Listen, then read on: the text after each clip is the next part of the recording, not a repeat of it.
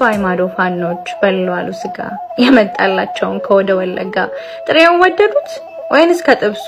ሳይሞት ያቃጠሉት ሰውን ከነነፍሱ ወሎን ኬኛ ስላችሁ ያለ ምክንያት አይደለም ሀጣዬ ኮምቦልቻ ባቲ የሚባል አማራ የለም ደሴ የተባለችው ደሴ ነው በአፋን ኦሮሞ ትርጉሙ ወላድ ማለት ነው ካላወቃችሁ ደግሞ ሀርሙና የየቹራፍስ ዲራሚቲ ዱበርቲ ረቹራፍስ ዱበርቲ ሚቲ kun waan kana sina mangaltu luunna sodaattu onne dheere qabdu sin qabdu yoota Facebook fi TikTok irra jiran keessa shalleedha jechuudha shalleedha hojiin isaa yeroo hunda shamara jala deemee ajandaa ta'uu barbaada jechuudha Nasrii Aalunee immoo gubbaa kanaan oromummaa tokkummaa minaamin jedhee fakkeessa malee keessuun isaa xaxama xaxxuun xaxxee duwwaadha keessuun isaa xaxxuu asliin immoo jechuudha gubbaa kana gurraacha'e malee keessuun isaa adii afaanuma kana waa dubbatee waan hunda balleessa malee keessuun isaa duwwaadha jechuudha. Mubarik musama ammoo gara laafessa namaatii nama ni kabajaa nama ni jallataa garuu ammoo sodaattuudhaan lugna onnee dheere qabu hin qabdu ati. Kun immoo beekaadha hayyuudha kun nama akkatti dubbatu maal akka dubbatu maaliif akka dubbatu eessatti akka dubbatu nama beekudha kun jechuudha. Reedii Adam nama jabaa yookiin immoo nama beekaa ijoolleen Oromoo Kaayiroo keessa qabdu keessaa isa tokko nama takka nama arrasee hin beekne nama takka sadaqa kadhatee hin beekne nama takka aasaa miizanaa hin qabne dubbatee hin beekne nama jabaa dhugaa dubbachuu mucaan kun nama baay'ee tokko an jaalladhu jechuudha gandummaadhaaf miti namni kun nama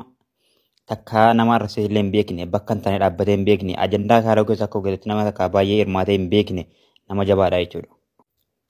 isiin kun immoo jechuudha dhiira jechuudhaafis dhiira miti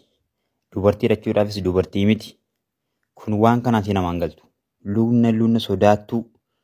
onne dheere qabdu sin qabdu isa kana abdusee osoo akka dhalaatti ilaalle gaariidhaan jedhaan kun immoo jechuudha muudii beetti kun isiin kun muudii beetti durii jedha kun raappettee deemti yeroo hunda yoo Amaaraa biratti Amaaraa fakkaattee bulti yoo Tigiree biratti Tigiree fakkaattee bulti takka siyaasa kee dhimma qabdu gandummaa kee dhimma qabdu nama jireenya kana fataa jedhee jiraachuu barbaadu qofaadha kun duuriyeedha jechuudha duuriyee Oromooti kun kunis jechuudha miidiyaa gubbaatti maqaa barbaaddi malee miidiyaa gubbaatti dubbattee dubbachiiftee iyyisiiftee maqaa barbaaddi malee miidiyaa dudduubatti hojiinsi waan biraati sinigalee akkas miidiyaa irratti ilaaltanii nama Oromoo dhaabbatu tan miti kun miidiyaa dudduubatti hojiinsi sagaxee isii kanaan ispeeshaal sagaxee ennaan አትንኩም ብለን ነበር አታመልጡንም ሸሽታችሁ የበላይ ዘለቀ ቂልጡን የወርቂቱን ልጅ ነክታችሁ ጎርጎራ ያለው ቢጠየቅ ዘሩ ይመዘዛል ከባቴ ዳሞትም ያለው ቢጠየቅ ወሎ ነው ይላል አባቴ የወረባቡ ልጆች የነወረቃሉ የነወረቆቦ የነወረኢሉ የወረ ሂመኖ የነወረራያ የነወረዋዩ የነወረ የጁ ወሎ የኦሮሞ ነው አትንኩት በደጁ የታሪክ ሌባ ሆናችሁ ሁሉ እንደማይሆን ሆኖ አማራ ሳይንት ያላችሁት ስሙ ነው ወረሂመኖ ወሎን ኬኛ ስላችሁ ያለ ምክንያት አይደለም ሀጣዬ ኮምቦልቻ ባቲ የሚባል አማራ የለም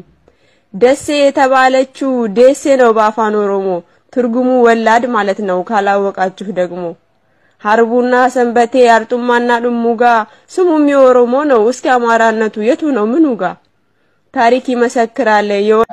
ሰውን ሲበላይ ታባሽ አይተሻል ይባል ነበር ድሮ ይሄው በአደባባይ አየነው ዘንድሮ አርዶ ተሸክሞ ይዞ ገባ ቤቱ የጭንቅላት ስጋ ላይ ያበላል እናቱ ወይ ደግሞ ለሚስቱ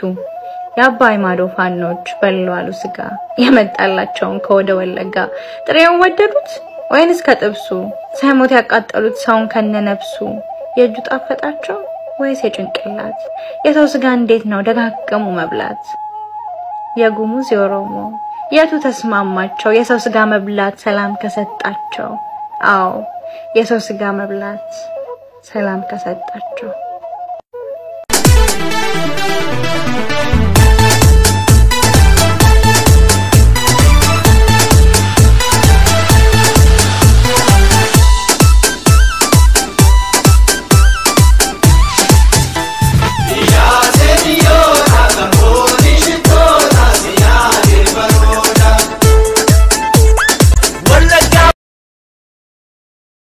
Akka